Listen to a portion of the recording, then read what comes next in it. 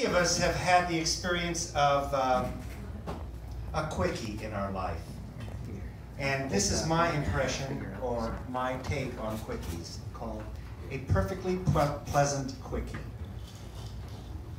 A perfectly pleasant quickie today reminded me what constitutes a good lay.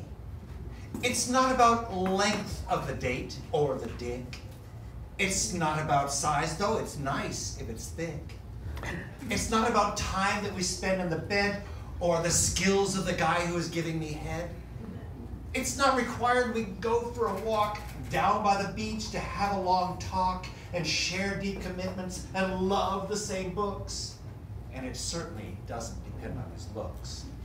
I really don't care if your stomach protrudes so you diet subsisting on only raw foods. I don't give a hoot for your past or your pets. I only want sex without any regrets. Just give me some cock without hassle or haste, a pleasure for which I've acquired the taste. I don't want to marry or even to date you. We just met online. Now let me fillet you. Now sometimes they work out, these quickies, and sometimes they don't. So here is one hot, one not. Guess what? I got lucky online yesterday and connected with two guys who wanted to play. The first was a quickie without much ado. We watched some TV and then started to screw.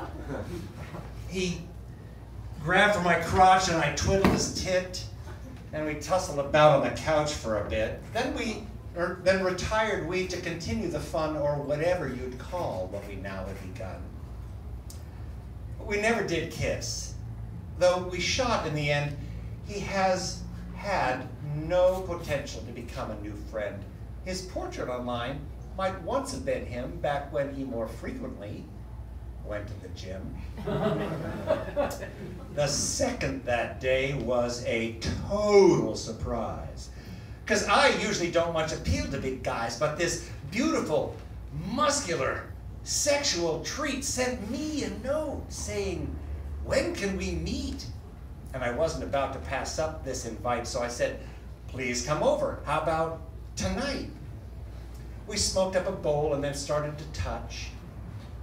He seemed to enjoy touching me just as much as I surely enjoyed how his masculine bod engorged and excited my now rigid rod, which he handled with skill at each one of his ends. And I thought, this is great. We could be friends.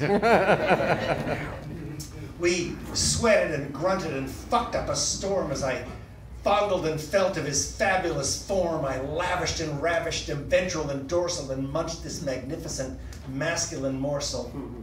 We coupled in ways that inspired my ardor to make me thrust deeper and faster and harder. And at last we both climaxed and lay in a heap, and soon he was snoring and quite fast asleep. Anon, in the morning, we fucked once again, which reminded me then just how much I like men. And I'm grateful that guys like this one in my sack might once in a while even like me right back. Tits, we all have them, we all like them, we all use them, we all play with them, but sometimes they can be an embarrassment of riches. Big nipples can be lots of fun to play with or to own. A line direct to some guy's dicks, experience has shown.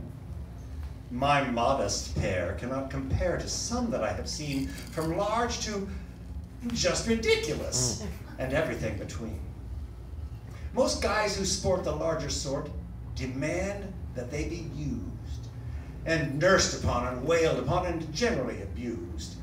They're proud to share the bounty of the pair with which they're blessed by directing my attentions to erections on their chest.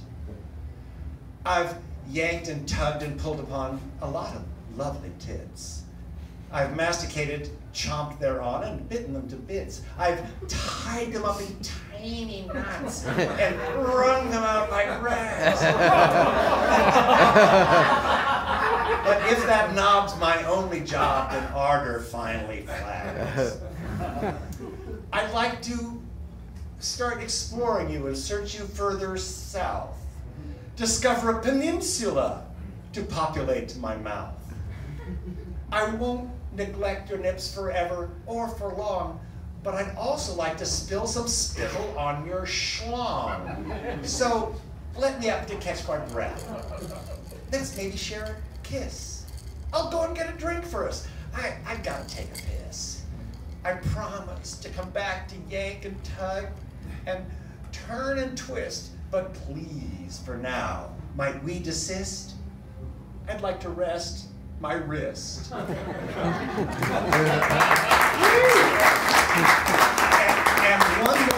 one more that attempts to grapple with that age-old question, does size matter? How big is too big when it comes to a dick? Is it all about girth? Can a cock be too thick? Is it length of the shaft that enhances sensation, increasing one's pleasure with deep penetration? Oh, large ones are scenic and look good online, but for practical matters, 6-inchers are fine. And anything larger than comfort allows might damage the furrow it manfully plows.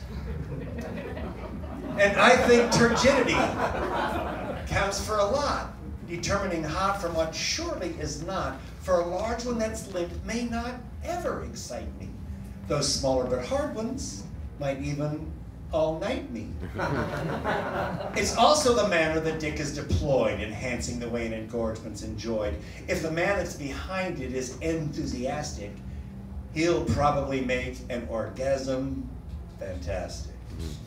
Now, I haven't a clue if the way that I dangle will hit that right spot and adjust that right angle to give you the milk willies and cause you to moan, but I'll do all I can with the one that I own.